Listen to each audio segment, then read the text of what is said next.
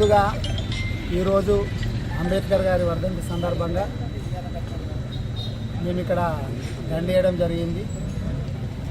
Railway స్టేషన్కి దగ్గరలో ఉన్నటువంటి అంబేద్కర్ గారి విగ్రహాన్ని అంబేద్కర్ గారి సాక్షిగా ఆయన రాసినటువంటి రాజ్యాంగానికి తూట్లు పొడుస్తున్నది కాంగ్రెస్ పార్టీ, రేవంత్ రెడ్డి గారి గవర్నమెంట్.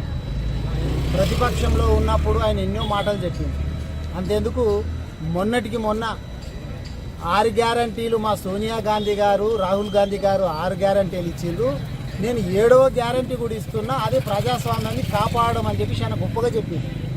చెప్పినప్పుడు ఏమనుకున్నారంటే రేవంత్ రెడ్డి గారి పాలన లోపల చాలా మంచిగా ఉంటుందేమో, ప్రజలు ఎక్కడైనా కానీ ప్రజాస్వామ్యాన్ని వాళ్ళు ప్రజాస్వామ్యంలో ఉన్నటువంటి హక్కులను వినియోగించుకోవచ్చేమోనని చెప్పి భ్రమపడ్డారు. ఆయన ఇచ్చినటువంటి హామీలను అన్నింటినీ చూసి మాకు ఇంకా చాలా మంచిగా వస్తుందని చెప్పి ఓట్లేసి గెలిపించారు. ఓట్లేసి గెలిపిస్తే ఇప్పుడు ఏ ఒక్క వర్గం కూడా సుఖంగా లేదు. ఎక్కడ పోయినా కానీ ఇప్పుడు హైదరాబాద్ లోపల మా నాయకులను ఎక్కడికక్కడ అరెస్ట్ చేస్తున్నారు. మా ఎమ్మెల్యే కౌశిక్ రెడ్డి గారి మీద కేసు ఫైల్ చేసిండ్రు అంటే దానికి అర్థం లేదు.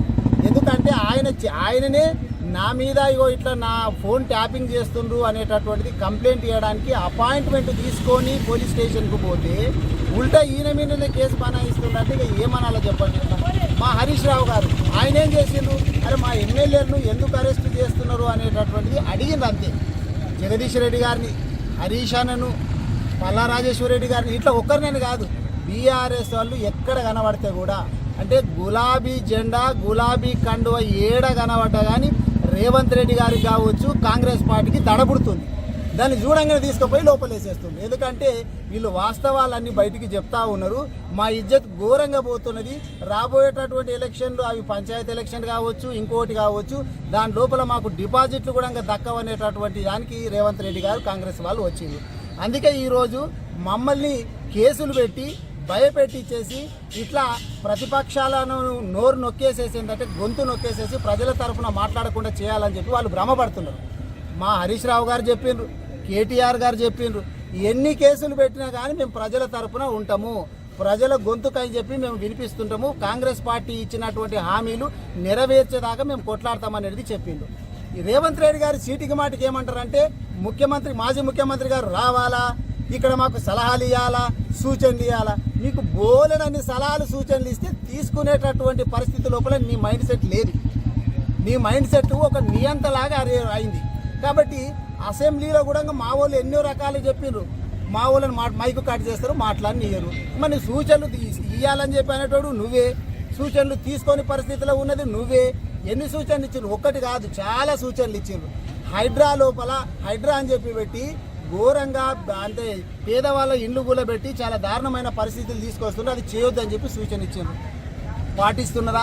పాటిస్తలేరు. మూసికి సంబంధించింది అది అట్లాగే చేస్తున్నారు. చాలా ఇప్పుడు లగచర్లకు తీసుకుంటే అక్కడ ఫార్మాలో తీసుకోవద్దని చెప్పిండ్రు. ఒక్కటని కాదు, ఏ సూచన ఇచ్చినా కానీ, ప్రతిపక్షాలు ఇచ్చిన సూచనలు కానీ, ప్రజా సంఘాలు ఇచ్చినటువంటి సూచనలు కానీ తీసుకునేటటువంటి పరిస్థితుల లోపల రేవంత్ రెడ్డి గారు లేరు. కానీ మళ్ళీ మాటలు చెప్పినా సూచనలు ఏమని చెప్పి ఏ మీటింగ్లో చూసినా కానీ కేసీఆర్ గారి కుటుంబం పేర్లు తీయకుండా ఈయన ఒక్క మీటింగ్ అన్న చెప్పగలుగుతుందా? ఒక్క మీటింగ్ లేదు. నేను ఈ మంచి పనులు చేసిన అనేది చెప్పగలుగుతున్నాడా? వీళ్ళు విజయోత్సవాలు చేస్తున్నాడంట. దీన్ని ప్రజాపాలన అంటే ఎవరైనా ముక్కున వేలేసుకుంటారు. ఇది ప్రజాపాలన కాదు, ఇది రాక్షస పాలన అని చెప్పి మా హరీష్ రావు గారు ఏదైతే చెప్పారో అది అక్షర సత్యం. రాక్షస పాలన, ప్రతీకార పాలన, పీడిత పాలన, ఒక రకంగా చెప్పాలంటే నియంత పాలన. ఆ విధంగా ఈరోజు రేవంత్ రెడ్డి గారు చేస్తూ ఉన్నారు. రాబోయేటటువంటి రోజుల లోపల ఇప్పుడు అసెంబ్లీ సెషన్స్ ఉన్నాయి.